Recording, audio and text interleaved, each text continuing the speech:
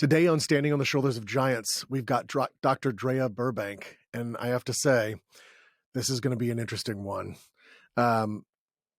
Firefighting, medicine, carbon capture, the climate. You have a hell of a background, Drea. Can you sort of dive in there and take us through?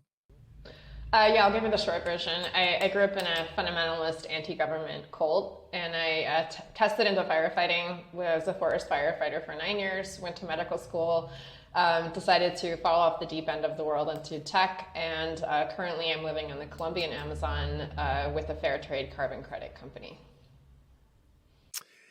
Indeed, and with a shaman. Yeah, this whole idea, my bosses are 5 shaman. 5 indigenous Colombian medicine doctors. They call them taitas down here. Yeah. They're great bosses. I got to tell you, that's some crazy stuff. So we've known each other for wow. I mean, it's been like 23 years, I guess. I know, we were just getting started. We met when you were a firefighter, right? What's that like? Why did you go into firefighting? Why was that something that was interesting to you? It wasn't at first. I was just looking for a job, and I was turned 17, and I was part of a low income program for kids whose parents were not well off to get us some money. We were cleaning toilets for the Forest Service.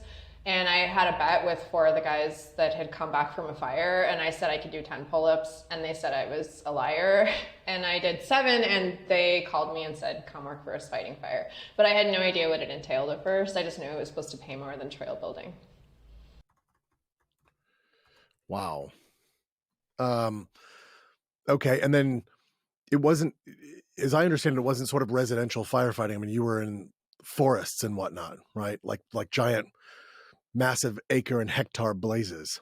Yeah, I'm going to sound like a dick here, but forest firefighters make fun of structure firefighters, as do paramedics, as do policemen, because forest firefighting is a completely different job. It's you're dealing with out of control external fire rather than kind of a controlled internal blaze.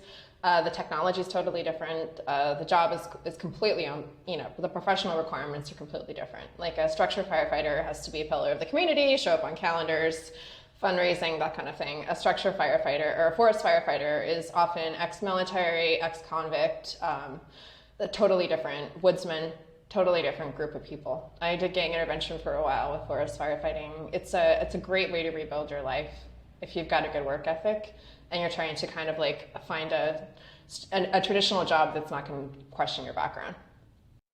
Whoa. I mean, I'm kind of in shock here. So why does someone like yourself decide that this is the right thing for them up front? I mean, you said you just needed a job, but you stuck with it for quite some time. Yeah, well, I think initially, so I grew up off the grid. I didn't have any education, and I tested into university at 18, but there was no resources. Like the women in my situation were encouraged to follow a completely different life course, and it did not involve education, even a GED, for a lot of my peer group. So I had no funding whatsoever to go to university, and I knew it would pay enough, and it was during the summers. So I stuck with it for that reason initially. I don't think I was anywhere near prepared for the societal change that it would have involved. I tell people I was raised by fundamentalists and firefighters, and they cancel each other out, but really it was just 2 completely different perspectives on the world. When I started doing it though, I fell in love with fire. Like, if you really stick with fire a long time, you're basically a pyromaniac, and I ended up chasing it into the hot shots. I was a hot shot in LA for 3 years, and when you're doing that kind of work, at the time, it was the second most dangerous job in the world. So the adrenaline was just addictive. I believe that. Sorry, you said you ended up chasing it into hot shots? Yeah, hot shots are 20-man crews. A lot of people know about smoke jumpers. So smoke jumpers parachute in, and they're oftentimes singly or in groups of 3. Hot shots, in contrast, is a very organized work group. They borrow a lot of tools and stuff from the U.S. military. And you're in a very structured work group. You hike, you work for 16-hour days, 14 to 21 days at a time.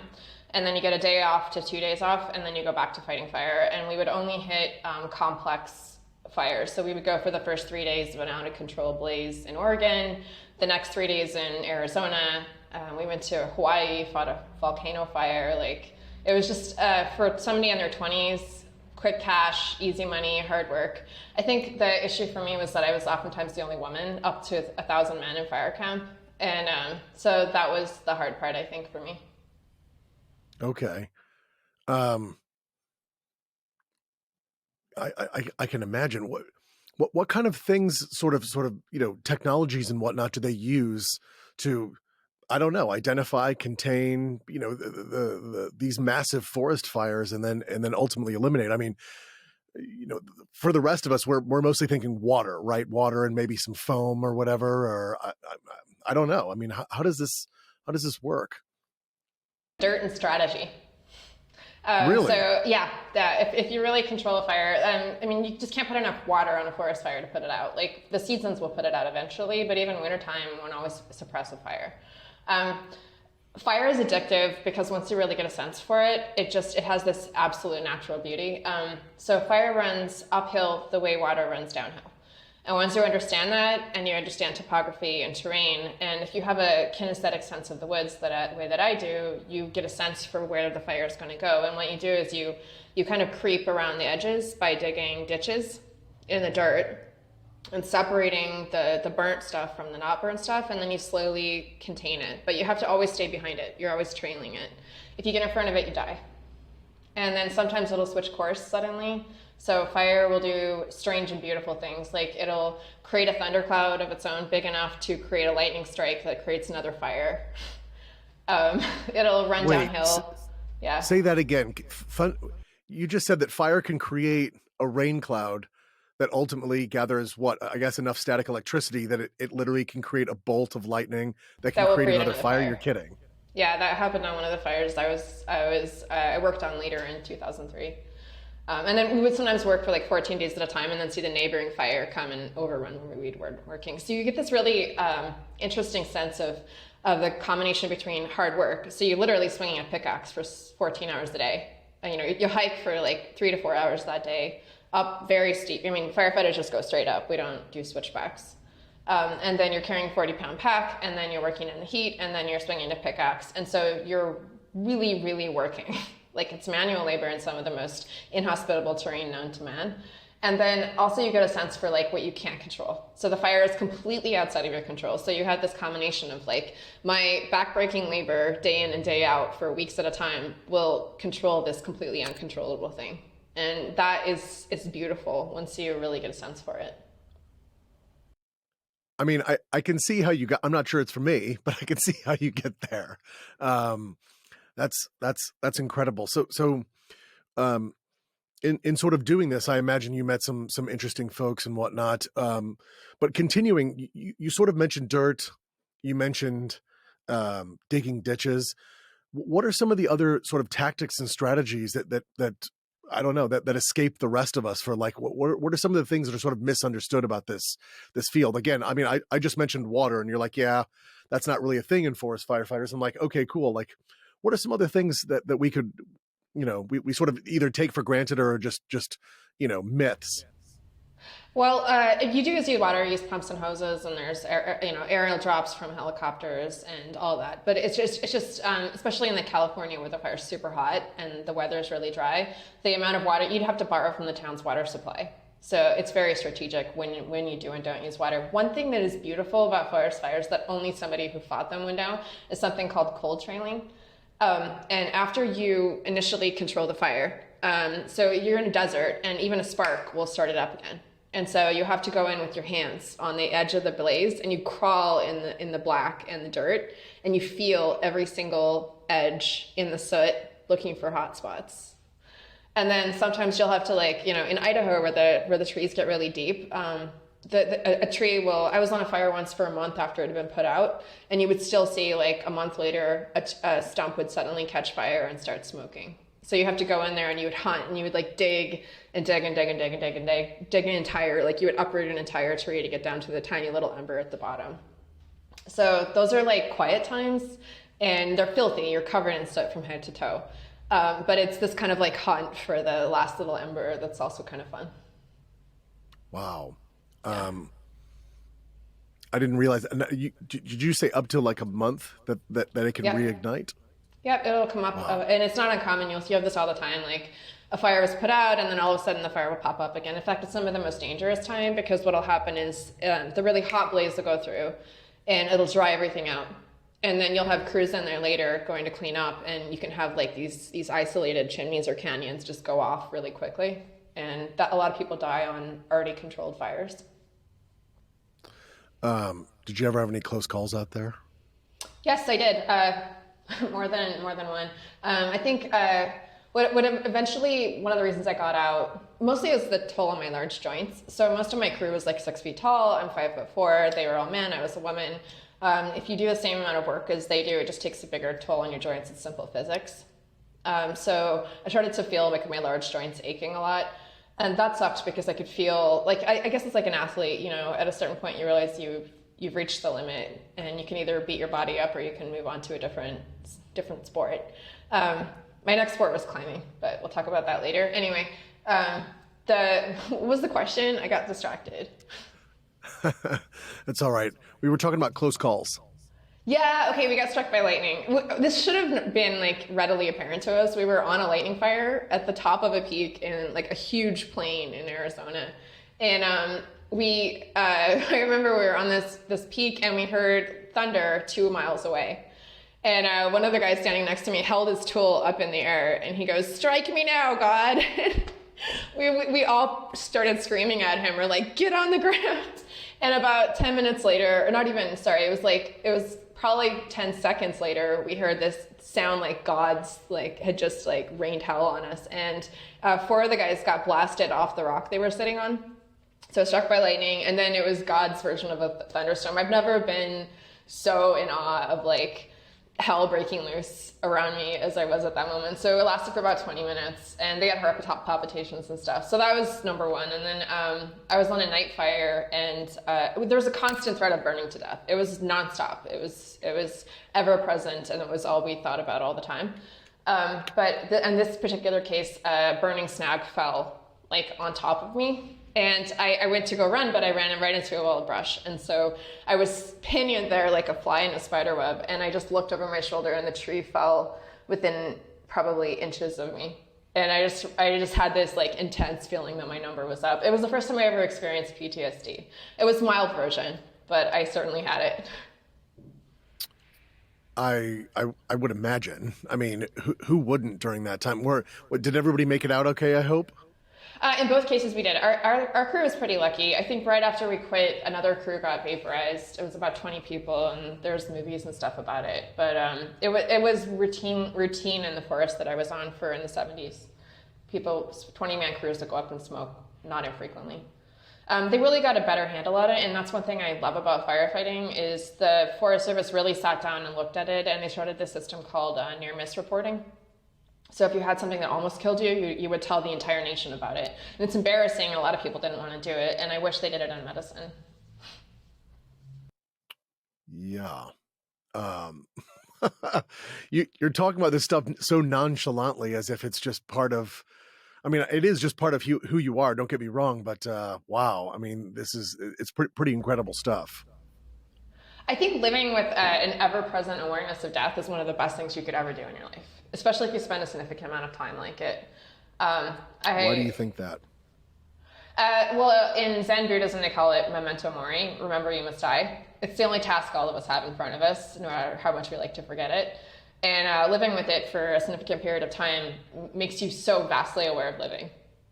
Every day is a gift, and every day is sweet, and you really never forget it. It just completely changes the way that you see the rest of your life. Okay, that's fair.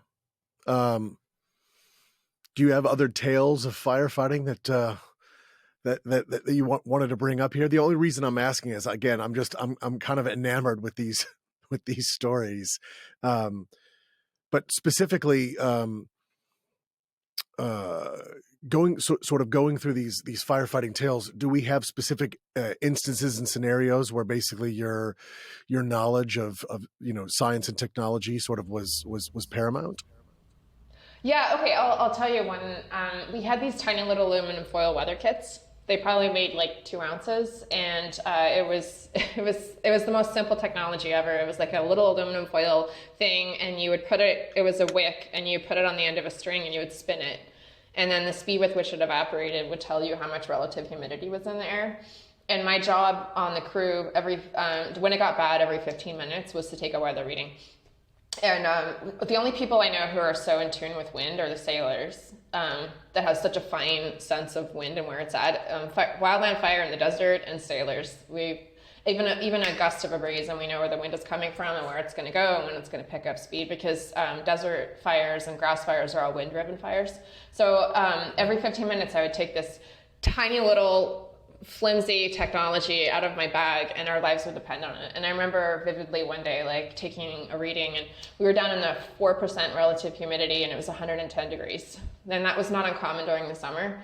And my boss kind of did this and held us back, and we all sat down on the dirt, and we watched the hill in front of us vaporize. It was about 2 miles from bottom to top, and it went up in smoke in about 2 minutes.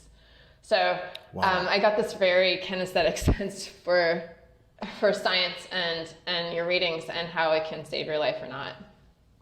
And then that responsibility, I remember, was super intense, because you had to kind of like step out of line, and you weren't working. Everybody else would be working, and you'd be doing your little reading. And there was a little bit of sense of like isolation, like, why am I standing here waving this thing in the air when everybody else is working? But our lives depended on it. So is this sort of sense of mortality, and for that matter, saving people's lives, is that something that drove you into medicine? No, I'm positive that I went into medicine. Well, I went into it for 2 reasons. When I realized that I couldn't keep fighting fire for the rest of my life, like I really did want to at the time, I went through the phone book. I was a ski bum that winter in Golden, British Columbia, so I was learning how to snowboard. It's a ski hill that's 90% black diamond, and they would bomb it every morning with avalanche bombs. So I'm sitting in this town, and I finally got my work visa in Canada, and I went through the phone book in this town because I was like, I like this town. This is a great town. I'm going to stay here forever. And obviously I didn't, but at the time I thought I would. And I found 2 jobs that I thought I could do. And one was doctor, and one was a college professor, like a community college professor. And I chose doctor because I thought it would be less politics. I knew nobody who was a doctor. I rarely had an encounter with a doctor because I grew up so poor we couldn't afford to go to the doctor. And so it was all just kind of lay people that like kind of did healings in their house and stuff and patched you back together. And I had no idea what I was signing up for. Not at all. I just thought it would be a good job. I did read Aerosmith when I was 13. And so that was my main motivation, or like exposure to a medical career in advance. What did you read when you were 13? Aerosmith by Sinclair Lewis. I still think it's the best novel about being a doctor ever. I thought you were talking about the 70s band.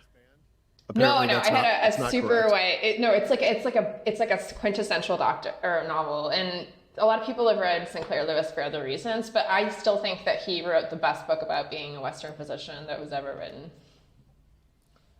Okay, so that might have been the seminal point early on that sort of kicked this off eventually later in your life. I might have been subconscious. I don't know. I knew that I was smart, but I had very little formal education. And I had a non-traditional intellect, and I knew that early on. So, and it's not like anybody ever sat me down and said, women should be smart and go to school. Like, everybody always told me women should have babies and not get a GED. And be a good support to their husband, who will be their religious leader their entire lives. And I rejected that early on, but I didn't really have an alternative worldview to put in its place. So, I mean, you certainly blew that stereotype out of the water. Yeah, somewhat intentionally. I think there's something that people say about Catholic schoolgirl syndrome, and it's true. Like, when you grow up with a very oppressive religious kind of background, it's hard not to identify yourself as its reverse. And I think I was aware of that early in my 20s, and I worked really hard to achieve a more balanced worldview. Good. That sounds great. So then you went to medical school. You became a doctor. Yeah. What kind of doctor? I like that that's 2 sentences. It's like 12 years of my life in backbreaking work. And at the same time, in retrospect, it seems such a waste of time. Um, I didn't know what I wanted to do. I was one of the only people in medical school who was like, I don't know what I want to do. And I was so stuck on it. I think I was stuck between emergency physician and plastic surgery. And I didn't expect I would like plastic surgery, but as a kid, I did a ton of taxidermy. In fact, my first job was for a taxidermist. And I was actually really, really, really good at dissections. And I didn't have any sense of what that would factor into in a later career, but plastic surgery was the closest to that competency. I also did a ton of embroidery. So with the two, I just had a natural sense of my hands. And plastics is the most beautiful form of surgery by far. So yeah, I loved microsurgery. And then I liked the adrenaline of emergency medicine. I went to paramedic school first to get a sense for patients because I felt like too many people became doctors without knowing if they liked patients. So I wanted to find out if I even liked just the pattern of seeing people hurt and whether I felt disgust or compassion. I wanted to know that. I wish they did two things. I wish they gave all doctors functional MRI to see if they had empathy, and I wish that they made them treat patients before they went to medical school. Do you think that there's a number of doctors without functional empathy? Do you think that's a real thing? And if it is, the follow-up question is, which discipline do you think they go into the most? I have no doubt. There is probably, I would say, estimate 20% of doctors lack significant empathy. And if they don't lack it before training, they do their best to shut it off during training. It's a painful way to practice. And then by all self-reports among doctors, neurosurgery is the best place for a sociopath. Patients do the poorest, and having lack of concern for outcomes makes you a better surgeon in neurosurgery. Okay. I guess that's good to know. Yeah, I mean, you still don't, I actually, if I had to get brain surgery, I probably wouldn't care if my doctor was a sociopath or not, because neurosurgeons are driven more by competition with their peers. And you can still be an amazing neurosurgeon and have absolutely no functional empathy. I guess at that point, when you're having brain surgery, it's kind of irrelevant what the person is. It's more just wanting the outcome to be positive, right? Yeah, and honestly, neurosurgery outcomes are almost universally negative. So empathy just makes you burn out faster. So some of the better surgeons just don't feel any kind of empathy for their patients. A lot of Western doctors will tell you that empathy is a disability. Well, let's go the other direction. What would you say? Not trying to play off what you just said, but I'll ask it anyway. What kind of doctor would you think would have the most empathy? It's not pediatricians like you would think, because actually pediatrics is pretty damn tough. Kids get sick. I was going to say die. that's what jumped to the top of my head at first. I find palliative care docs can be incredibly empathetic, and internal medicine doctors are just big. They're just big, nerdy, bleeding hearts. Like if you want to find your ultimate doctor soul, find an internal medicine doc. Because there's no reason to go internal medicine unless you love medicine, love patients, and want to get your ass kicked to save the world. Okay. Okay. Actually, emerge docs can be just astoundingly empathetic, and you would not expect it because they see so much trauma. But they are the people who seem to be the most broken in by their practice. Why do you think that broken is? Open. I think it's interfacing on the border of life and death, and then the combination of triviality. They deal with so much triviality. They also deal with a ton of social work issues, just as a routine, and then just extreme trauma. So, you'll go from somebody complaining about a hangnail for no reason and taking up a spot in the ER and demanding opiates for it to, a child that got, that's going to die from a wreck. And you have to switch into that mode immediately. And something about it, I don't know. I always, emerge docs are some of my favorite people. Okay. Similar question to the firefighting one. What's something we take for granted about plastics that is just either not true or misunderstood? Plastics is the strangest specialty I've ever been involved with. It attracts people who are straight up sociopathic and just want to make money and do cosmetic surgery. And it also attracts the strongest surgical nerds, the people who just love surgery, think it's the most beautiful thing we've ever seen, and want to master it with, true ardent dedication to the craft. And a lot of plastic surgeons won't do cosmetic surgery.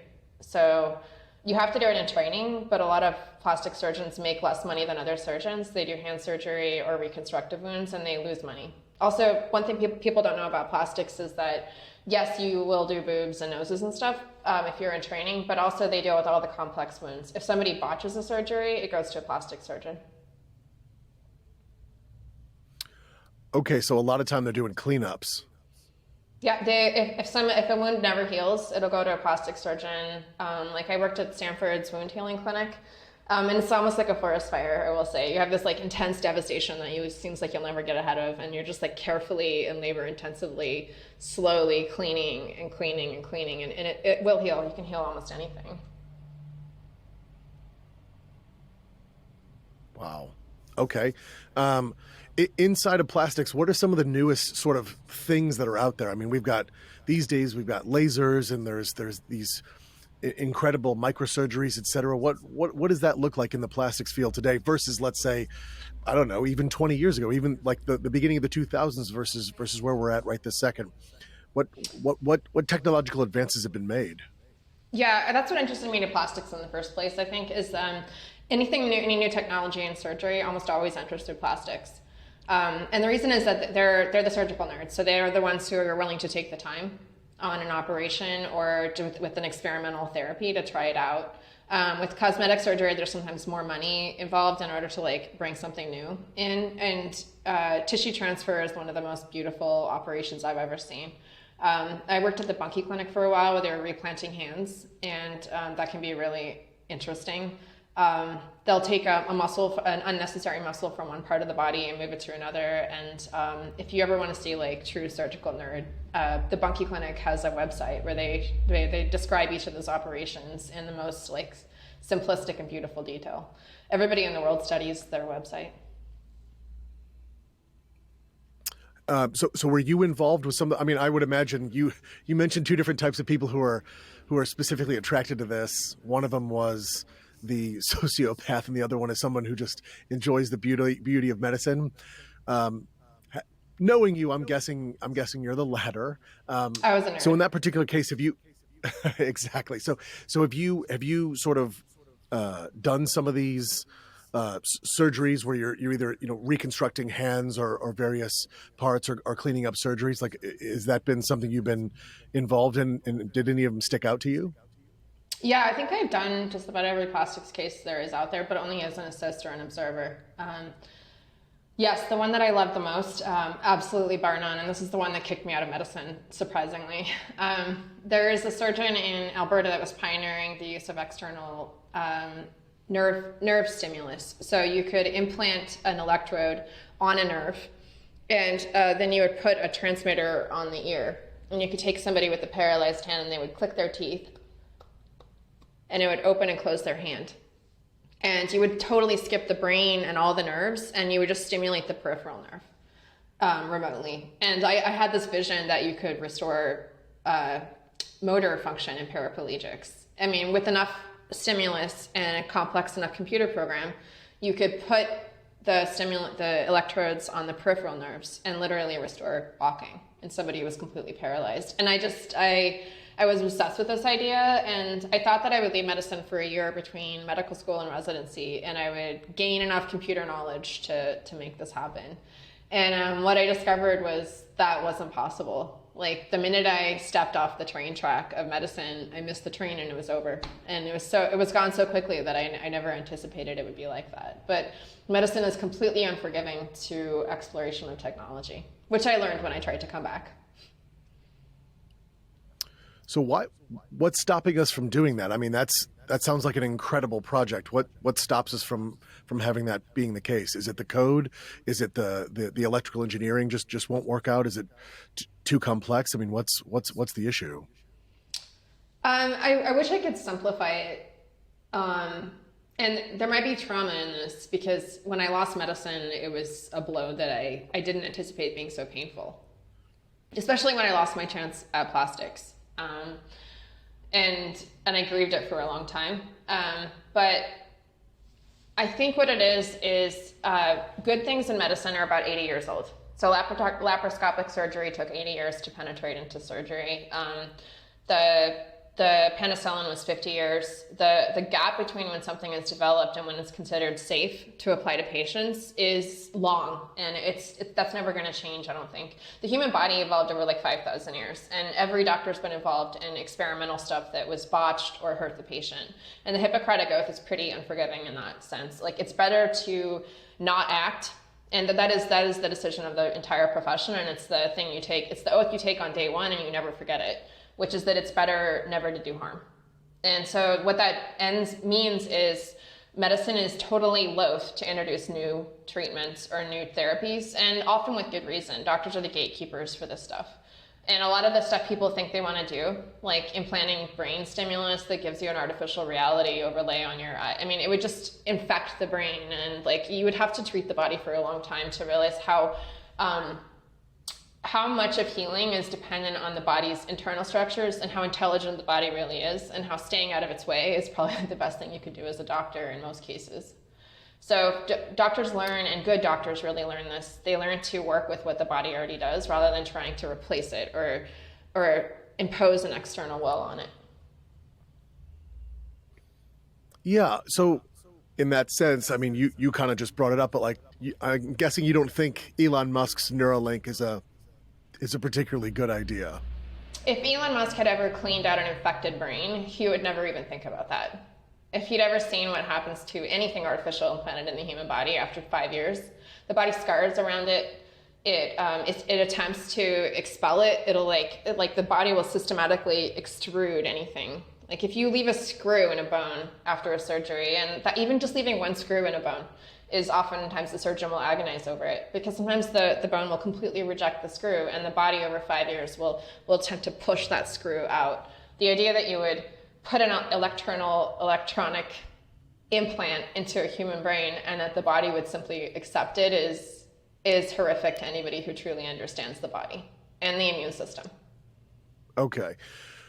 So in order to actually create something like that, I'm spitballing, but in order to create something like that, it would almost have to be biological in nature, right? Like it almost couldn't be electronic. It would almost have to find something that the body would actually accept and then effectively create for some definition of computer, a computational device using basically biologics. Is that a Yep. reasonable supposition?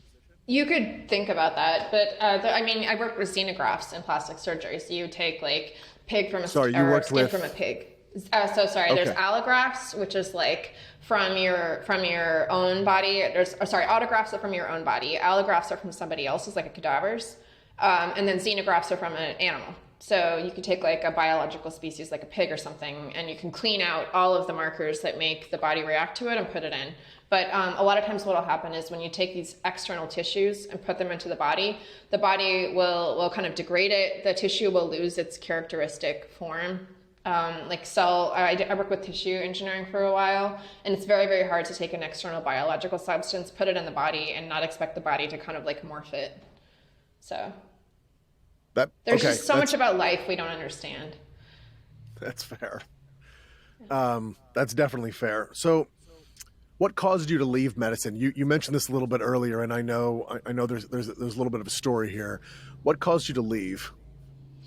Well, two things. First off, I missed my shot. Like after I'd taken, I tried to take 1 year at Stanford doing a biomedical informatics program. And I ended up in a different program instead. And it was 3 years before I went back. So I launched a telemedicine platform around the US. It was in 2014. We had 60,000 doctors, and we had specialty and primary care consults for $30 outside of insurance. And that was fun. And I thought that would be like appealing to doctors. But when I went back to make residency applications, I was universally rejected, not just 1 year, in all of North America, 3 years in a row. I finally made it into a very bottom of the barrel residency, which was my version of hell on earth. I think they call it vicarious trauma when your external circumstances and the expectations around you force you to do things that are outside of your moral code. And I had an idyllic training situation. I worked with some of the best physicians in one of the best hospitals in the world. I still think Canada and rural medicine is some of the most beautiful clinical care I've ever seen. And to work in like bottom of the barrel, like industrial residency where patients were routinely hurt through action or inaction was too painful, and I ended up leaving. And I think that's okay. At the end of the day, I've looked at my career and my training and my mind, and I've realized that I was probably not suited well for medicine. Good doctors do the same thing every day. Like a good doctor, a really good doctor, doesn't change their care. They're very much doing the same thing, and the thing has been done for 80 years, and they're conformists. They're intellectual conformists. The more curious, experimental, innovative you are, the worse of a time you'll have in Western medicine. And I wish I'd understood that when I went in, but I don't think I really knew that about my own brain before I went through that kind of like intense training. Okay. You kind of mentioned you were universally rejected. Do you think the telemedicine thing was the cause of that? What was the impetus behind that? I think it's a combination of like, why did I take time off? Usually when doctors take time off after medicine, it's because they did something wrong. So they made a mistake in clinical training, and they weren't allowed to match the residency. I hadn't done anything wrong, but nobody would believe that because it was just me saying it. And then the second thing was just my focus on technology. Most of the residency programs they're interested in conformity and that a resident will follow the rules and that they won't leave mid-training. And the idea is that if you go do technology, you have seen the other side of the world, you're just going to run away anyway. You're not going to put up with the trauma training. And I tend to agree, actually. After I finally did land my residency, I realized that I had absolutely no interest whatsoever in living that kind of a life. Drea, what caused you to leave medicine? You kind of mentioned that a little bit earlier, and then we sort of talked through some of that, and then we ended up going. You ended up mentioning that you were sort of universally almost rejected from these residency. What was the cause there? What was the impetus and driving force behind that? I think I've already mentioned that doctors have a aversion to emerging technology, and it's not necessarily a bad thing. In our generation, the experience of being a Western doctor is significantly corroded, I would say. So doctors have a higher suicide rate than the military right now. Medicine has become industrialized. There are many, many, many more administrators than clinicians. The art and the practice of medicine, as I saw it practiced by stellar clinicians with a ton of hands-on care, is being eroded by electronic medical records. And I was seeing these trends, and I couldn't escape them. Like maybe whatever it is about my brain, I couldn't ignore what I saw as the writing on the wall. And we're seeing all this stuff about physician burnout right now, but I saw it probably 10 years earlier. And what happened was I was in my third year of medicine. I was supposed to pick a specialty. And I was interested in surgery, and I was confronted with a resident who had done 12 years of cardiac surgery training, only to emerge from training and realize that percutaneous interventions, which were handled by cardiologists, had been selected as the preferred therapy. And so all of these cardiac surgeons, 12 years into their like fine training, were completely out of work. And they had no hope of they'd have to do an entirely separate surgical residency. And it wasn't just like her, it was like all across Canada. There was no jobs for them whatsoever because this technology had emerged and nobody had taken it seriously. The cardiac surgeons thought that it wasn't open. And so they were like, we'll give that to the internal medicine doctors. And then I didn't just see that there. I saw it in laparoscopic surgery and all these other things. So I was like, I need to study technology trends to figure out which specialties are going to have a job 20 years from now. And it wasn't just this, it was tissue engineering, all these different therapies were emerging. And so I started to look at technology, and I really felt split. Like I didn't know which path to pursue. And also I was becoming increasingly aware that they call this in medicine, there's this metaphor they always use of like fishing people out of the river or going up and repairing the bridge upstream.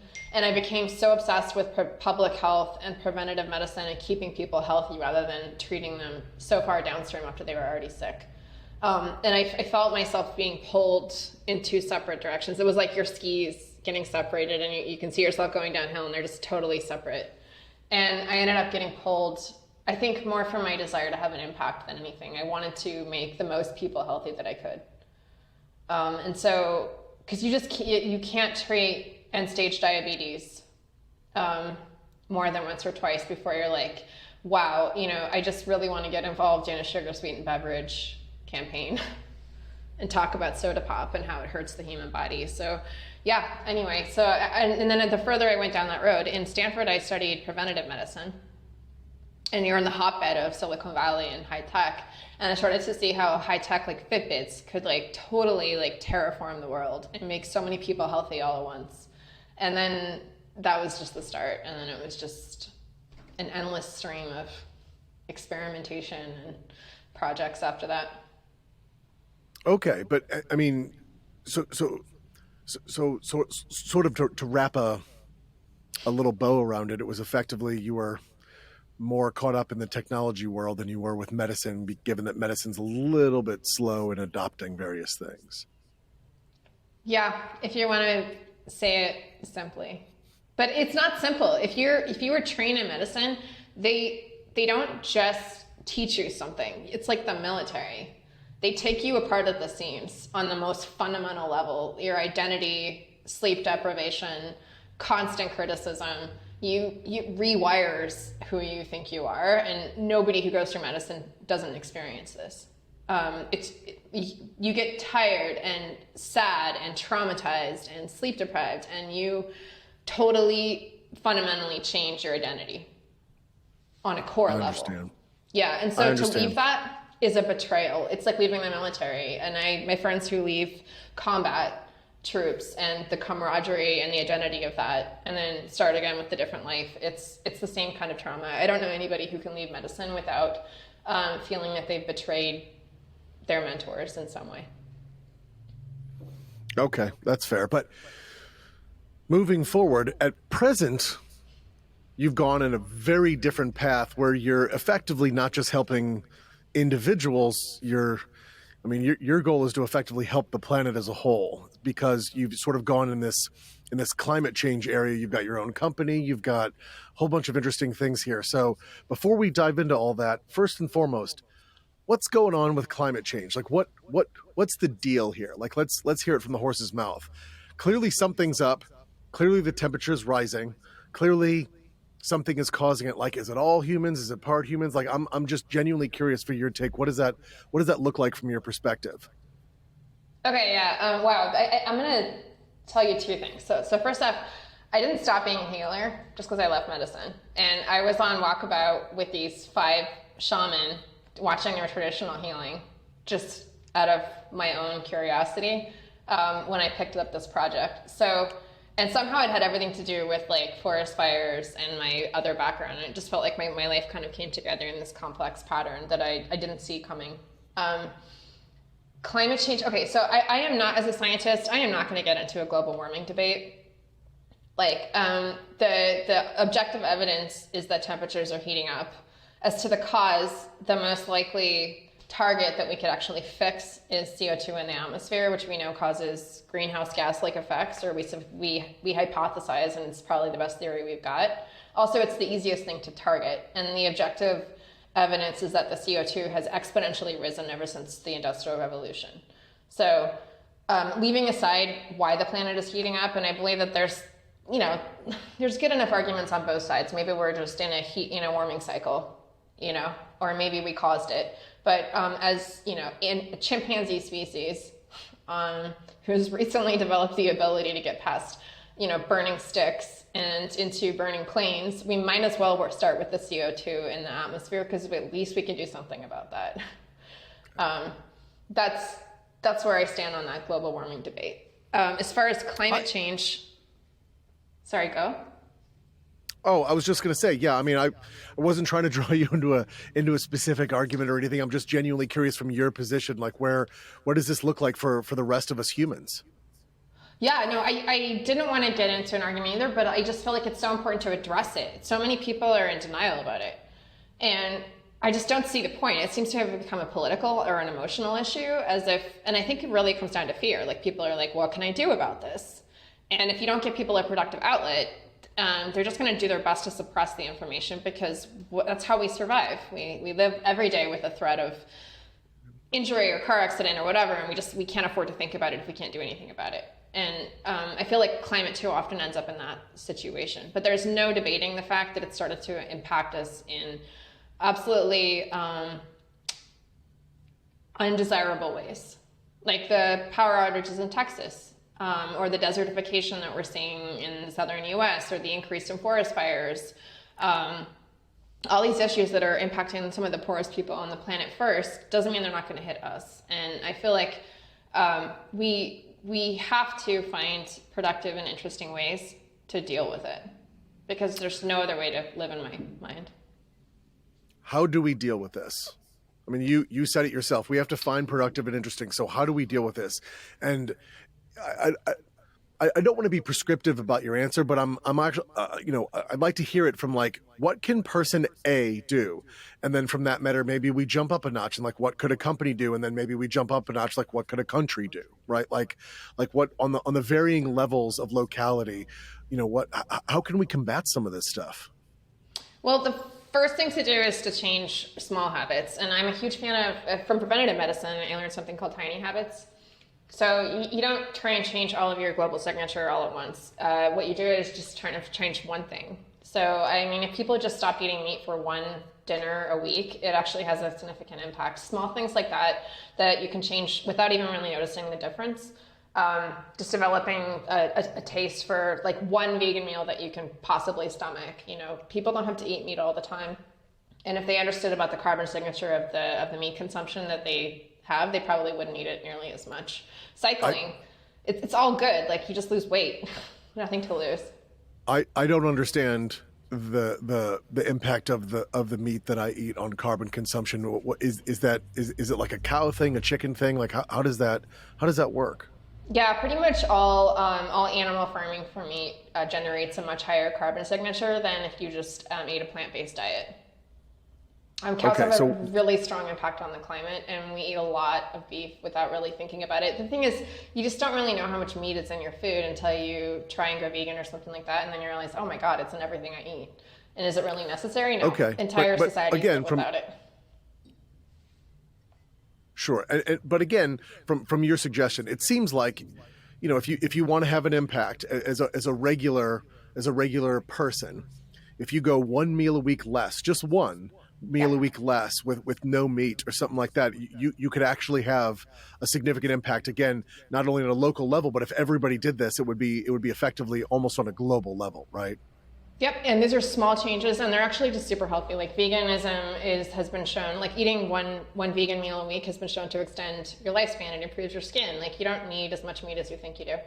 And then, cycling like one day a week will literally, I think I lost 10 pounds once by switching to a bicycle in San Francisco from a car. And I never thought that I would lose that much weight so fast, but it just happens naturally. So these are like globally beneficial things you can do that are small. For me, I have a much, I like to terraform things. So if I can put out an ember, that's great. But if I can start a massive backburn and put out a forest fire, I'm much more entertained. So I'm looking at bigger scale interventions. I think we should qualify that, because I think I know what you just said, but I'm not sure we talked about that in the firefighting segment, which is a backburn is effectively where you're like intentionally setting a fire, right? To run into another fire, and thus both of them get put out. Something of this nature, correct? Yeah, the idea is that the fire coming at you is too big to handle, so you create your own fire that works for you, and then you like run them into each other, which is way more fun. Like, literally the most fun I've ever had. At one point, I will tell you the story. We were in Santa Barbara, and there was a fire going downhill towards Oprah's house. And we were like, oh no, not Oprah's mansion. So we were like, we will set off this entire canyon. I think we burned like thousands of hectares. We made a fire 10 times the size of the fire that was threatening Oprah's house, and it sucked the fire into our much bigger blaze. And it was probably the best day of my life. But I'm reformed now. Now I plant trees. I like it. So it almost seems like you going into this climate is making up for your previous pyromania. I have some karma to resolve. Although, just being the pragmatist that I am, I realized that like the amount of carbon stored in the desert around Oprah's house is much less than the carbon in the Colombian Amazon. So if you have to pay up this much karma, you just want to be efficient about it. Yeah. Okay, so you've got a company, and it's basically in the space of the carbon capture market. And the first question is, What is the carbon capture market? How does this thing work? We've all heard about it, and people are trading credits, and companies are buying this and that and the other. What's going on here? What is this? How does this work? Well, okay, first of all, I'd like to say to all the critics, what the hell else are you gonna do? Like, do you have an alternative solution? And if not, stop criticizing it. It's like the only thing we've got economically that is driving even some part of conservation or carbon capture. And basically, it's this idea that companies can pay somebody else to store carbon, and in some cases that's totally legitimate. Like, I was working with this massive aluminum factory. I don't know if you know about aluminum, but unless people stop using it, which is great, less aluminum foil is great. You can stop doing that right now. But just aluminum in general, we're probably not going to get rid of it this century, and it puts out a shit ton of carbon. And so for an aluminum factory to stop having the massive impact that it is, you have to pay somebody else to do it. They're not in the business of carbon storage. And I think I talked to a massive international port the other day about the same thing. We're not going to get rid of international shipping tomorrow. And so for a lot of these industries, the impetus and the idea to pay somebody else to store carbon is excellent. The criticism of the carbon market is, are you actually taking carbon out of the atmosphere? And a lot of the early projects just weren't. They were somewhat fictional, like national parks saying that they weren't going to cut down their trees. So that wasn't really adding anything. Okay, so that's right, and that's sort of like maybe where some of the criticism comes from. But now let's go back to, how does one store carbon? Like, what is the mechanism for this? Is it literally planting trees, watching them grow, eat the carbon, and then which they effectively store, in the wood, and then they expel oxygen? I mean, what's the mechanism here? So ironically, and we don't like to admit this, our chemical methods for taking carbon out of the atmosphere are highly ineffective and not likely to scale anytime soon. They just don't add up. The energetic economics of it don't add up. The best way to pull carbon out of the atmosphere in the parts per million that it's currently in is plants and algae.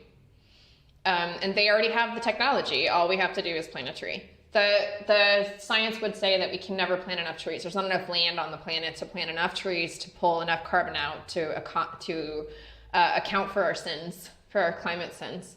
And that is true, but trees aren't the only way to pull carbon out of the atmosphere. Algae will also do it. The problem is algae is very difficult to transact. If you look at international markets, blue carbon, which is algae, it's very hard to say how much carbon has been pulled into water, because water is in a flux state. And then the other one is biochar, which is my personal favorite. You turn trees or plants or organic material into early coal, and it still stores carbon for about 500 years, and it also provides an alternative fertilizer. It's probably the most promising method of carbon capture that we've got. But where I work, for about 25% of the world's land, carbon is stored in tropical forests, and they're under extreme threat of deforestation right now. So I work on preserving tropical forests and then planting more trees in tropical forests, because they grow faster, they live longer, and they store more carbon.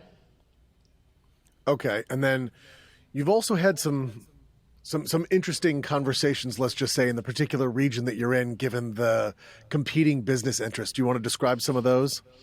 Yeah, this is a little tough. Okay, so let's go to meta level.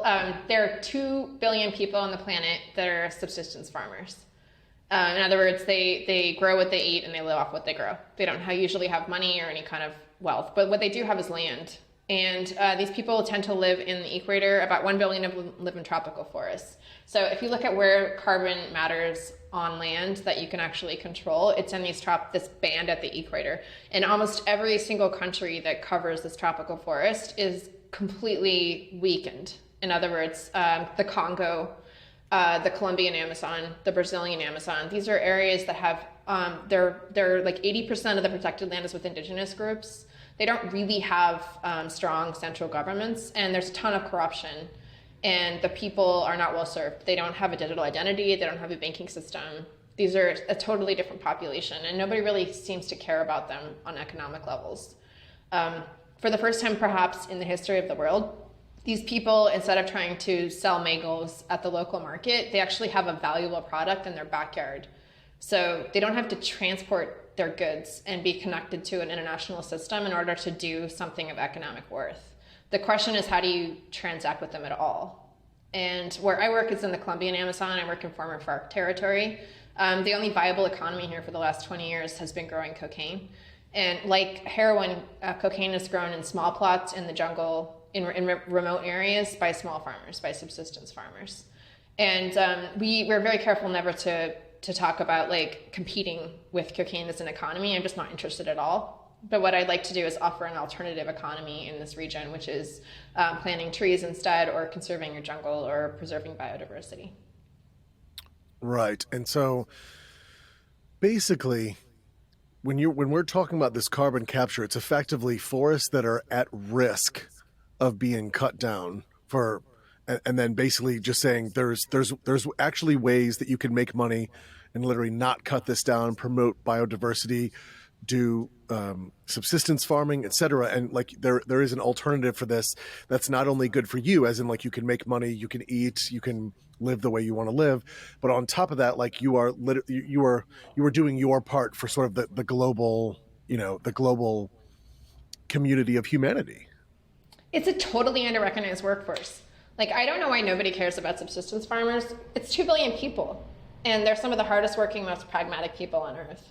Yes, they might not be easy to reach as an economic market, but if you put them to work in carbon storage, it's some of the most cheapest and most effective labor force you could ever have. And also some of the most intelligent. I work with small farmers every day, and you cannot live like this in the jungle off your own labor without being an incredibly pragmatic, honest, hardworking person. I'd much rather do business with a small farmer than the average North American, to be honest.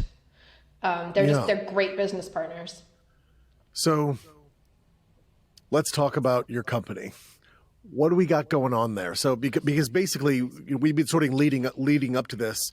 Now that we sort of understand like what's the impact that climate change is having, what are the ways that we can sort of attempt to stop this, and then beyond that, this labor force of folks. What's your company got going on? Well, we're like a forest fire in reverse. And it's actually, do you want to say the name of your company, and then we're Savimbo. So Savimbo was a name that so I have a consulting company for what I call delinquent savants, high IQ people who don't really follow the rules. We're like the anti-McKinsey. We've been working on hard scientific and social problems ever since I left medicine. So we started off tackling like medical research for Baidu and Stanford and all these different universities who were producing, I would say, conformist intellects who weren't coming up with novel observations. So they would hire us to come up with their original research, and then we would get paid and we would just go on to the next gig. That was where we started. And then this was the 5 Colombian Taitas came to us and they said, why aren't we getting paid for conservation? And we were like, I don't know, we'll look into it, we'll see, we'll figure it out. And then we hacked it and we're like, oh my God, 90% of these carbon markets were going to brokers. Like all the money was getting like lost on the trading floor in New York and Chicago. And these guys who actually matter, the ones who really could move the dial, were getting $0 because the money was going through the UN to corrupt governments that would never penetrate to the jungle. There was no economic incentives to stop deforestation. So this was just a big experiment. We were like, what if we paid these guys directly? And these 3 things had changed. Like international banking had evolved to the point where I could actually pay a small farmer directly into a bank account. I did a couple of trials here in the Amazon and I was like, wow, I can pay you $5 and it doesn't cost me that much.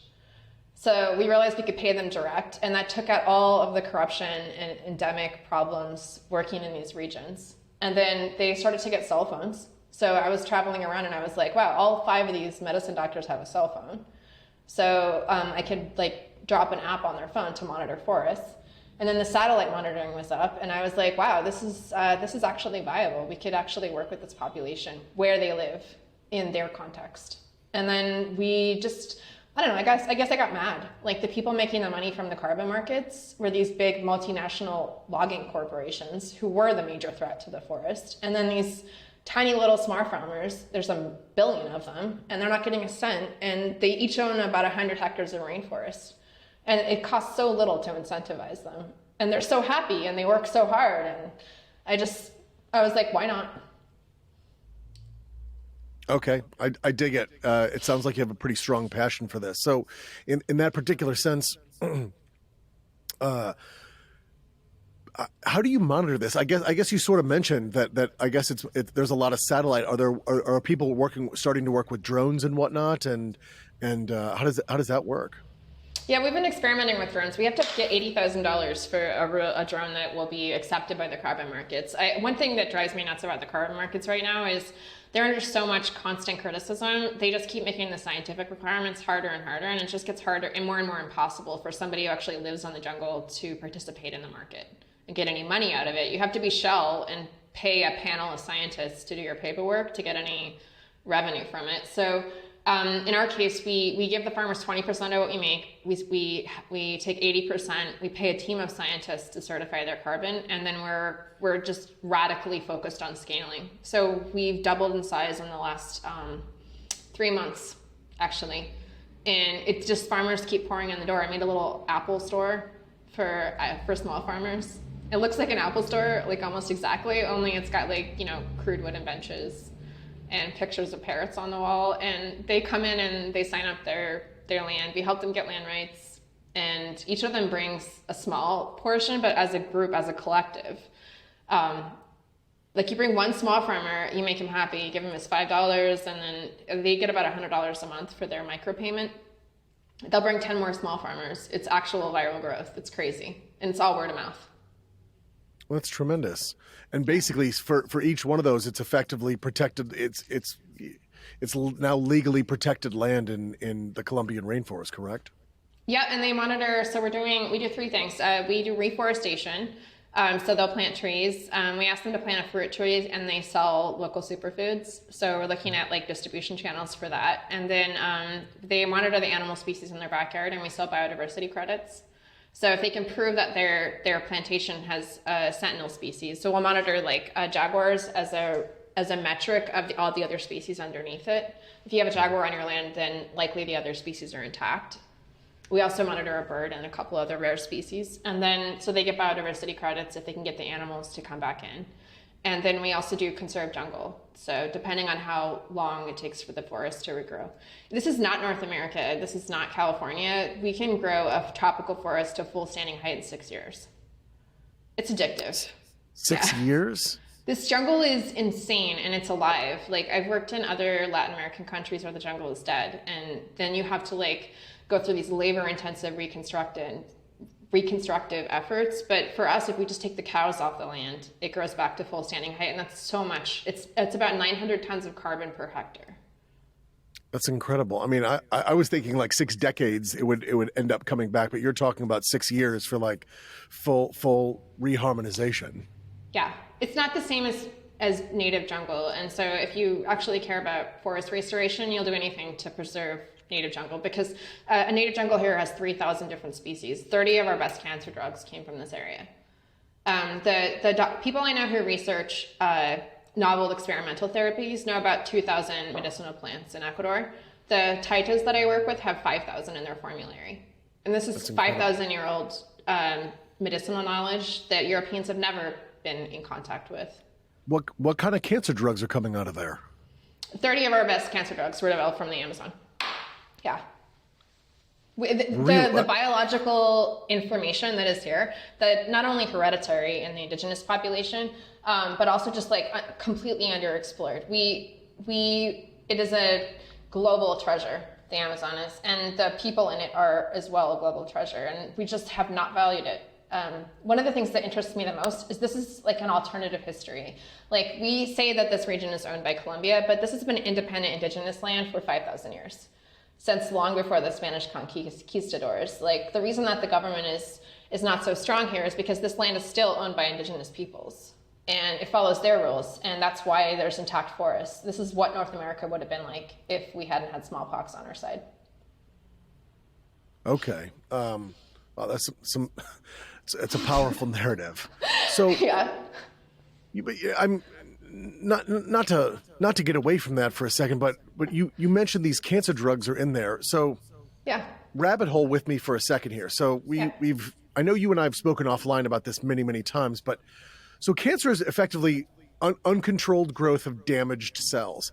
What are these drugs coming out of the Amazon doing? They're able to regulate the growth, repair the cells, identify. I mean, like, how does that work? Yeah, most cancer drugs, it depends on the kind of cancer, but most of our cancer drugs will kill cells in different ways, and they'll kill a lot of them.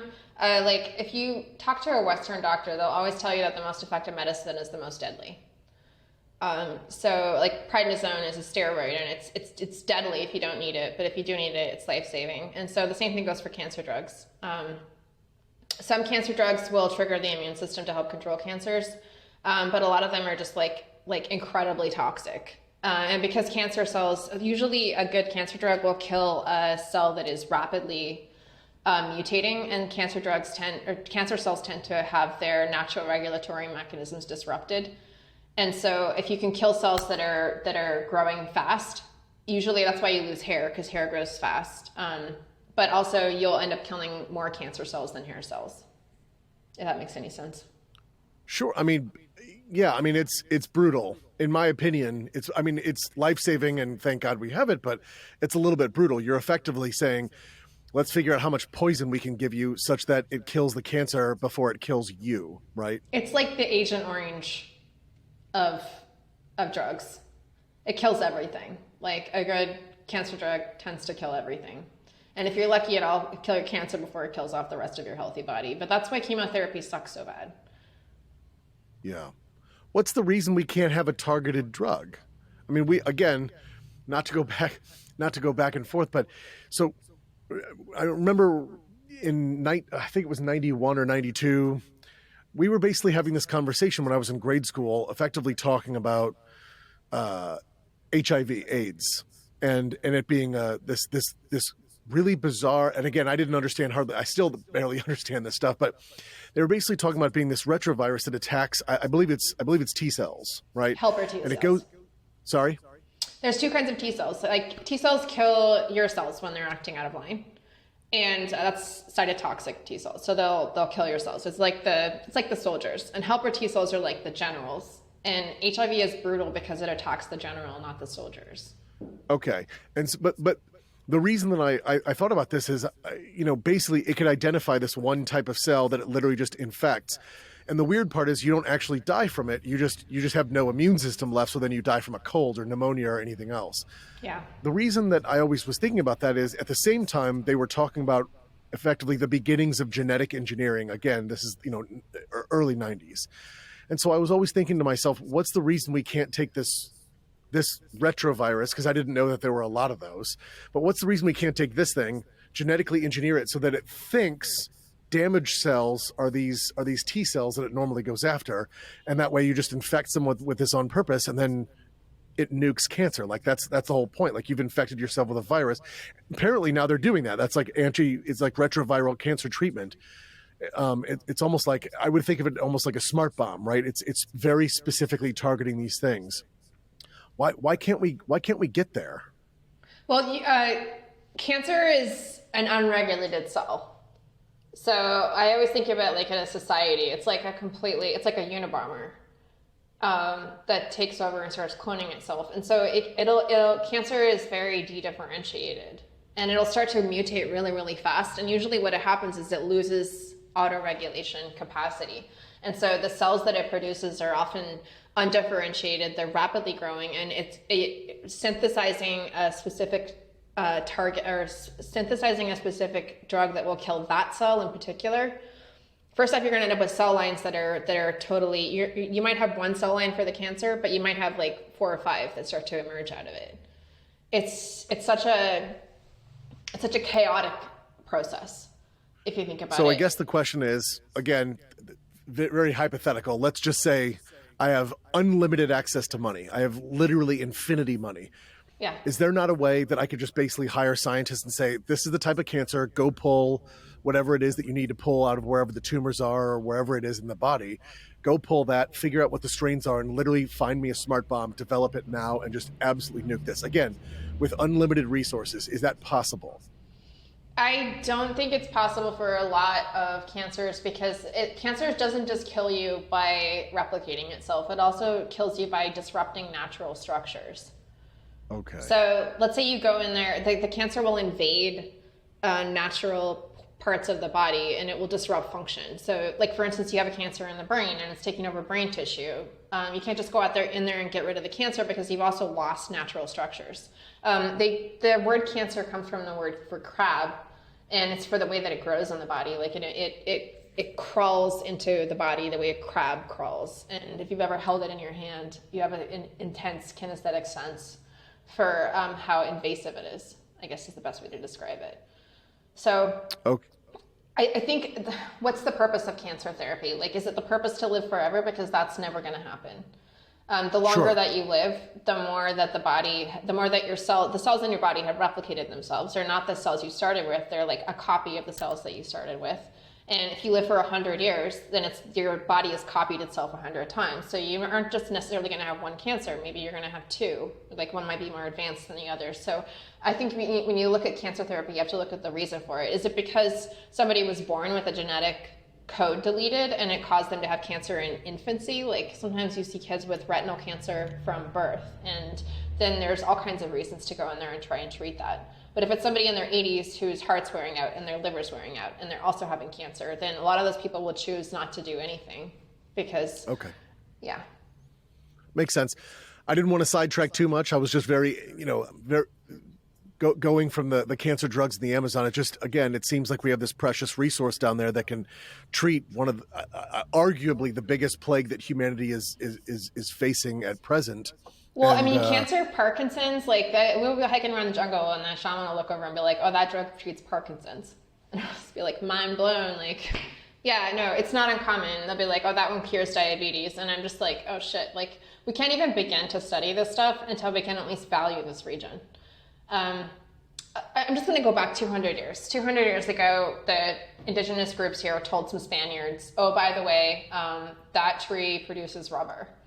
And the next thing they know, they were colonized in Putumayo by the slave trade for the rubber trees. And if you read the historical accounts of how they treated the locals, this is for rubber. This isn't for a cancer drug. This is just for like something they didn't think of as that valuable. Why in the heck would they share their knowledge? And what have we done to make it possible for them to share their knowledge in a way that our businesses can do business with them?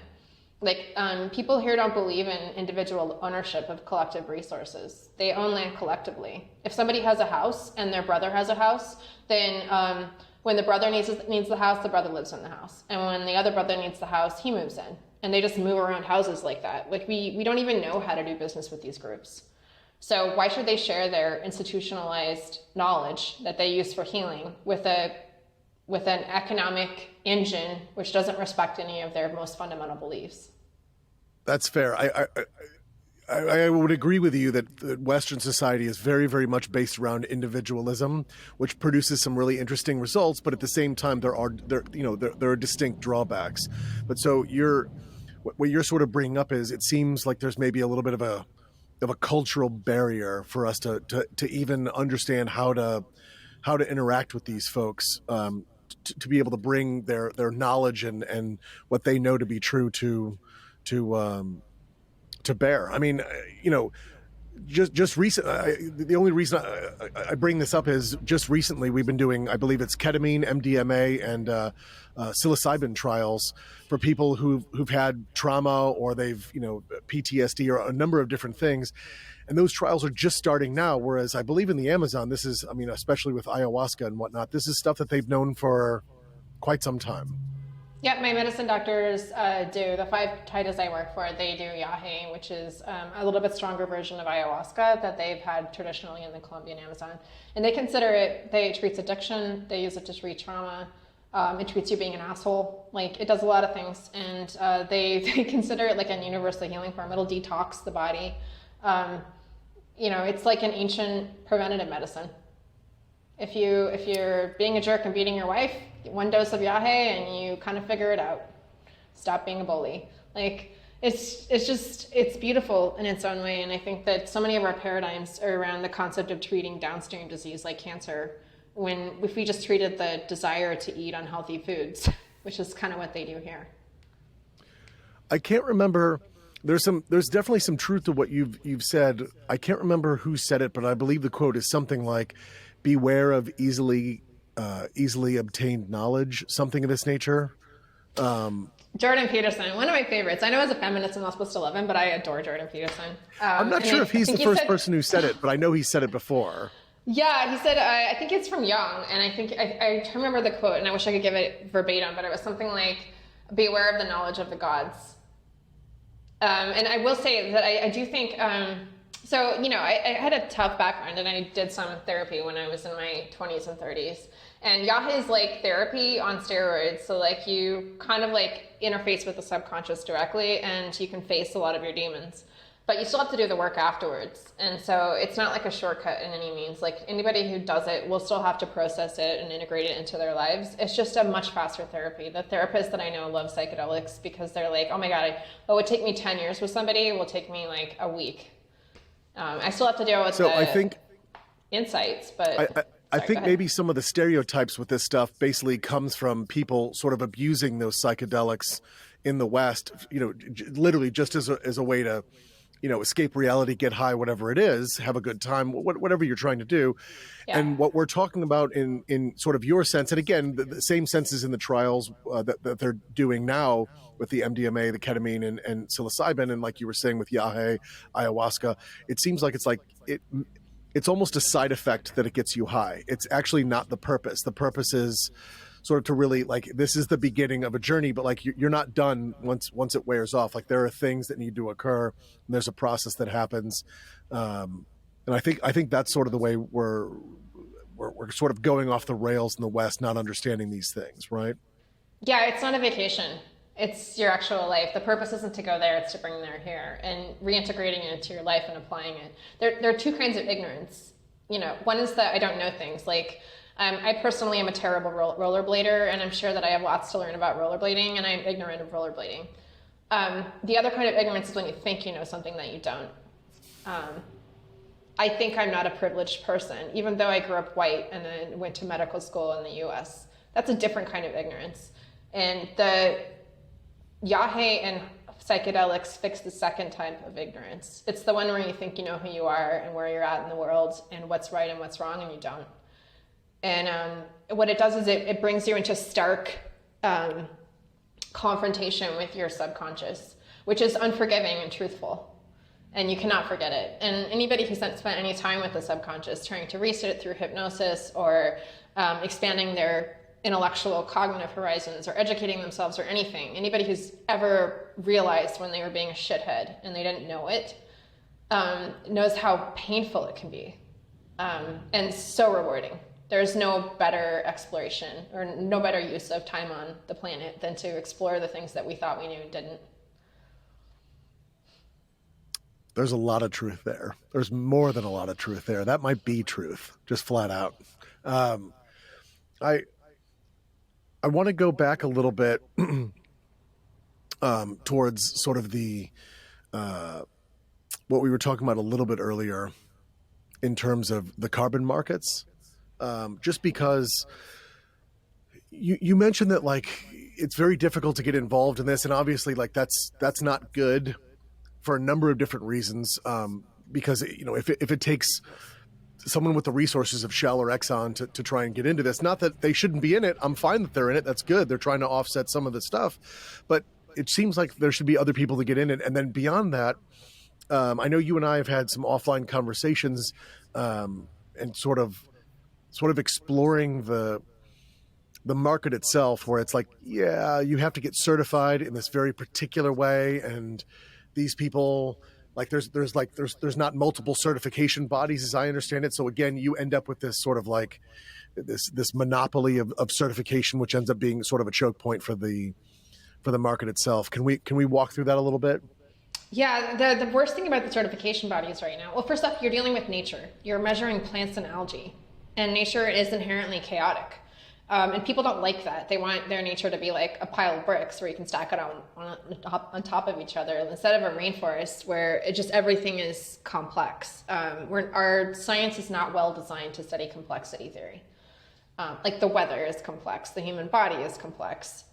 This is complexity, and you have to measure it or quantify it in some way. So the markets are all standardized around this concept of 1 ton of carbon, like storing 1 ton of carbon for 30 to 100 years is kind of the accepted norm. And then the problem then comes into how do you prove that you did that? And these certifying bodies have emerged, and it's kind of a necessary evil where like you need some kind of universal standard, and then everybody hates the standard, and then the standard. Currently, the international like standards are Sustained Cert, Gold Standard, and FARA. And then I would argue that Cerro Carbono is an emerging standard. These are like the ones people like. The problem with these certifying bodies is they take their money from the projects. So you have to pay the certifying body off before you can go to sell your product. And the more they certify you, the more you have to pay them. So it's totally perverse incentives.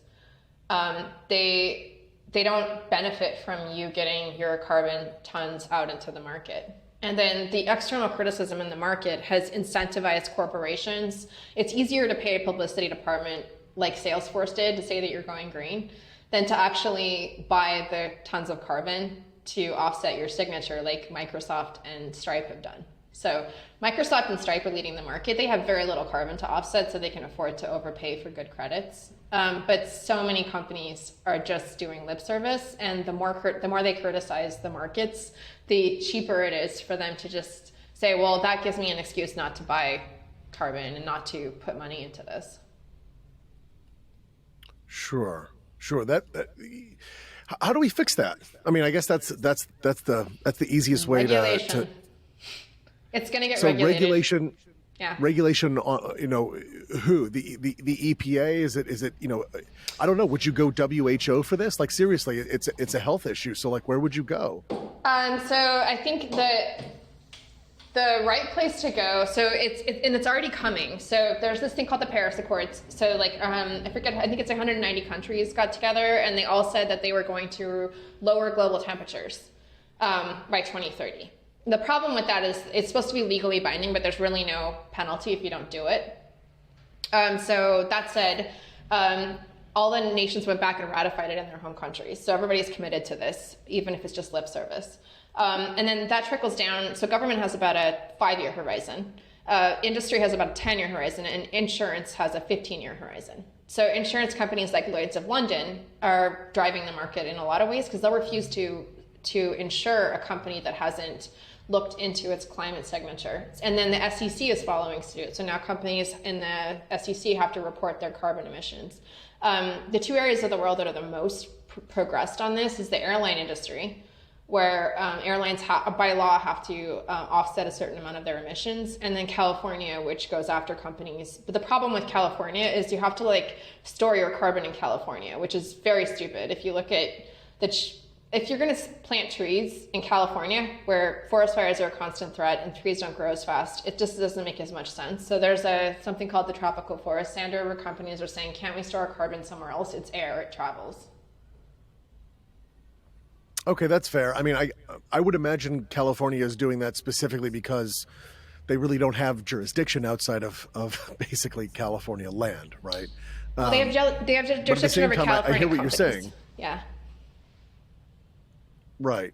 And so I hear what you're saying. It's like, right, we may have to abide by this law, but like, what's the reason we have to put it in this particular state? It seems like that's sort of suboptimal when there's a million other places that are apparently faster to grow. The land's probably cheaper, among other things, right?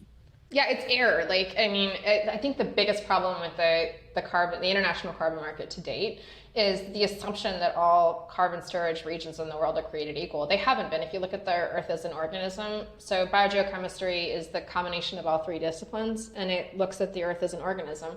And in this case, the best place to store carbon is at the equator. Okay. And so how does your company feed into this? I mean, basically, do you have to get your trees certified and the various hectares that you've got?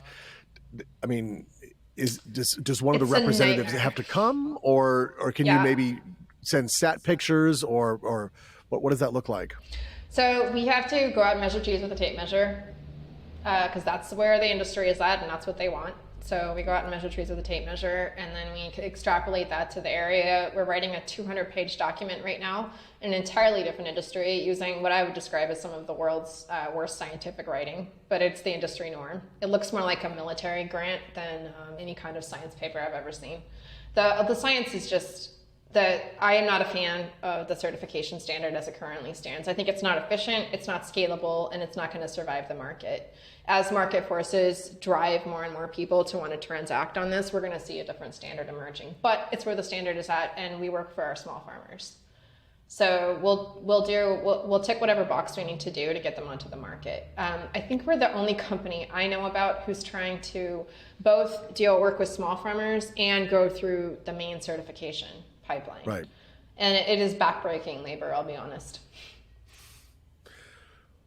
Well, on behalf of all of humanity, thanks for doing it for us. Honestly, Drea, if I was going to put someone in charge of this, it would probably be you anyway. So I'm glad you're at the forefront. So as we're walking down this path of sort of climate change, what you mentioned at the beginning was there's not enough land to plant the trees that we would need to offset this stuff. What do we do? Like, what does the solution look like? Okay, so first off, you have to stop deforestation. There's literally nothing more important right now. It's like you're in a tiny little lifeboat and you got a leak in the boat and you stop bailing. Like you need to bail the water and close the holes in the boat. That's all there is to it. And the forests are the only thing bailing us out right now. And they're at a tipping point. If we can't stop the deforestation in the Amazon, there's local rainfall cycles. And what happens is you cut enough trees down and they stop sucking the water and creating the local rainfall. The forest dries out, it burns, and then it emits more carbon than we ever want to imagine. So it makes the problem infinitely worse. There's really nothing more important right now in terms of our little global lifeboat than stopping the deforestation of primary forest. In the Amazon in particular. 25% of the world's carbon stored here. So we stop deforestation, that's the first thing. I'm guessing the second thing is use cleaner energy or something of this nature? Planting trees is great. Like, why not plant a tree? It doesn't cost that much, and instantly the tree starts going to work for you. So now you've got more people bailing out of the lifeboat. And then you got to plug the holes, like just simple stuff like switching to electric cars. I talked to a major freight company in the US. They have tested their fleet, their gas fleet, and it's equally energy efficient for them to use an electric vehicle fleet right now for their major transportation and shipping. So there is no reason why not to switch to electric cars anymore. Economically, it's the same. So stuff like that, we can stop the holes in the boat as well. And it's going to take us a long time to bail out. Which is fair.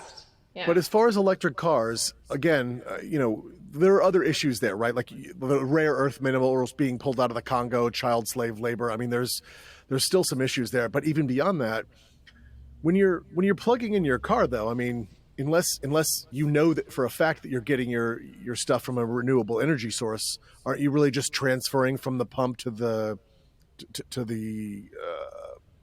power station, I guess, as far as carbon? Yeah, this one's a debate. So during my long and illustrious semi-scientific career, I did work for a while on nuclear power, looking at new nuclear power designs that are getting approved in the U.S. TerraPower and NuScale are some of them. As a doctor, you like cancer drugs. Sometimes you kill cells and you don't want to. I don't think we have a lot of alternative resources for a base power grid other than nuclear power right now, and I think we have to move on it fast. Like China's building a ton of nuclear power plants because it's really the only alternative we've got. We don't know how to get rid of nuclear waste well. There are bacteria that will degrade it, and I think our best hope for learning how to clean up nuclear waste is probably in the bacterial research. Not strapping it to some giant rocket and having Elon shoot it into the sun. That's not an option. Elon obviously doesn't think much about space junk. But everybody I know is studying space junk just says we're kicking the can down the road and potentially making our future lives much worse if we don't start thinking about that too. It's not like you can just go out into space and not worry about garbage. We have to get better at garbage as a species. That's fair. And figure out how we can basically break these things down naturally, correct? Yeah, I think we have to start making more biodegradable and plant-based substances. Anybody who's ever seen the cool little plastic spoons that are plant-based, it's like, wow, we figured that out and we made it. And then our single-use plastics go away. I mean, we can. We're a smart species. We can evolve. I just have such an optimism about the human race. How far we've come. I'll be honest with you here. in my opinion, this is very refreshing to my ears. And the specific reason is a lot of times when I hear people talk about this, and I think that our environment and our climate is a very important subject, and I think it should be paid attention to. And I do think we need to do things. But every time I hear doomsayers and just saying everything's going to hell unless we stop everything tomorrow, every time I hear that, I'm going, but it's so like, why even say something like that? Like, can't we just start with some solutions and then build and build and build and build? And it seems like that's what you're saying. Like there are ways out of this, and I'm an optimist like you are. I think human beings are an incredibly smart species. I believe that we can find a way out of this. We created the problem. I'm positive we can clean it up, or at least part of the problem for, whatever side of the debate you're on. At least, some of it's our issue. And even if it's not, who cares? We still need to address this issue, right? Yeah, we extended our lifespan by 30 years by cleaning up our drinking water. Like That's it pretty wasn't that impressive. complicated. Yeah, if you look at the reason that the human lifespan is longer, it's for public health things. So we cleaned up our drinking water. We figured out how to manage our sewage. Like we just have no excuse not to try. I just don't think we have intelligence, we have the ability, we have the will. We know about habit change. We can change. And this whole I'm just going to sit in a funk and complain about everybody else doesn't get anywhere. I'm a David Brin fan. He's the futurist. And if you read his books, they're really well researched. I think he knows a lot about emerging science, and he's an optimist like I am. I think pessimism is just an excuse not to do anything. And then, I look at things like Yahoo that totally changed the cognitive capacity and self-regulatory ability of a human species. We have things like meditation, yoga, and psychedelics that dramatically change our ability to act as holistic, responsible, integrated human beings. So we don't have the option. I think we have technologies that we can use to change our behaviors. And we need to be more conscious and radical about using them. We don't have the option to act like a chimpanzee species anymore. We aren't, and we will never survive if we keep doing that. Okay. It's not about running away to the stars. All right. So, Drea, if you could manifest a technology into existence, you just waving a wand and it's there tomorrow, obviously having to do with, one of your many fields, what would that be? What technology would you like to see exist tomorrow? Cold fusion. Why cold fusion? It's clean, puts out water as a side effect, and it would totally radically, completely turn the world economy on its head, and I think that'd be entertaining. You think you think we would stop climate change, not necessarily in its tracks, but like grind it to extraordinarily slow if just tomorrow there was cold fusion out there? Yeah, it'd be so cool. I think what we'd see is just I really came to understand this when I was working on the Peruvian Amazon. I'm far upriver, outside of cell service, and I'm realizing that the only economy that matters is gas to get up and down the river, and electricity or internet. Those are the only things that matter, and that's the only thing that matters in the entire world economy right now. So if you look at what drives the way people move, we're like an anthill. What keeps the ants buzzing around? Energy is a really important thing, and we can't ignore it. Money is just a proxy for it. And so if we had clean energy, and we have good solar power, but it's not amazing. Nuclear power is okay, but it puts out waste. If we could do cold fusion, it'd be so cool. Yeah, that's a good one. Leon and I actually spoke about that on the podcast. Yeah? That wasn't the technology he manifested, but we spoke about that. It's sort of the difference between the hot fusion and cold fusion, et cetera. It was one of the interesting topics we went through. But it's interesting that you would pick that basically this waste-free, completely I don't think there's anything that's 100% efficient, but unbelievably efficient power source that's just basically made from magic rocks, or however it is that we end up getting the cold fusion to work would be pretty incredible. The question is, would we have the self-restraint not to immediately turn it into some kind of war or weapon? The answer is no. Clearly, it's going to be weaponized at some point. I think that's just who we are as a species. At least that's my answer. We're a lot more peaceful than we used to be as a species. That's true. We actually, as strange as it sounds, I do believe we've actually gotten smarter and more peaceful as a species. But again, you hear about some crazy stuff that happens every other day. But cold fusion's a good one. Anything else? I'll give you a second shot at the question just in case you want to manifest one more thing. Just Wow. curious. I mean, I'm a doctor, so I'd love to see the ability to regenerate. Like true cellular regeneration. Well, I see it in yoga. If people practice yoga, their whole body, like they age in reverse, they lose weight, their body becomes more flexible. Just it's beautiful. I'm not sure that we don't have that ability, but it'd be really nice to be able to control it a little bit more. I just hate seeing people suffer. I understand. Okay. Drea, where can people find you online? Like, what's your presence? Is obviously business website, Twitter. Where do you want people to find you online? Okay, well, if you love me, follow us on Savimbo on any channel because it's all about our small farmers, and you'll get to see Johnny's Jaguar's furry ass and our sexy trees. Do you want to That's spell that? Savimbo, Savimbo. And Excellent. And where else? you can find me online, but I don't recommend it. Like Drea Burbank on any channel or Google, and you will find an endless array of my opinionated bullshit. But you will be highly entertained. I think somebody went down the rabbit hole a few weeks ago. They're like, my friend called me and she said she Googled your name and she spent 4 hours laughing her ass off. I don't know if it was at me or with me, but yeah. If you want to hear my opinionated stuff on medicine, I think I had an article a while out that said why doctors are getting their asses kicked by technology. That was wildly popular on Medium and netted me 97 cents, so I'm officially a paid writer now. Okay. You want to give us maybe the highlights from that article before we wrap up? I'd love to hear it. Yeah, I said the doctors deserve to get their asses kicked by technology because they've roundly rejected it instead of considering it their professional responsibility. And I thought doctors would be mad, but 67,000 of them read it, and then they all tried to write me. So there's hope for the profession. I think that doctors might be masochists, but they're always willing to listen to constructive criticism. Okay. Okay, unless they're neurosurgeons, in which case they're probably sadists. I love neurosurgeons. No, not sadists, sociopaths, but very good at their job. Got it. Yeah. I would be way too empathic corrected. to be good at neurosurgery. I very much respect them. Good, outstanding. Drea, thanks so much for coming on board. This has been amazing. I really appreciate your time. Folks, we have been standing on the shoulders of giants with Dr. Drea Burbank, and I'm David Mackay. Thank you. Thank you.